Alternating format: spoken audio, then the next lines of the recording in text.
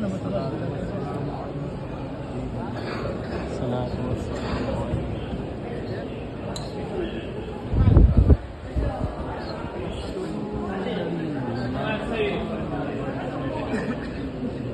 والله يا ابو عبد الرحمن تفضل. لا انت تفضل ايش؟ اي نور ننزل.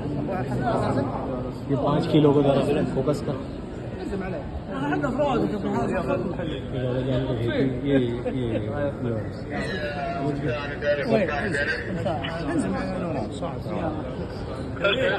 توفيق توفيق توفيق توفيق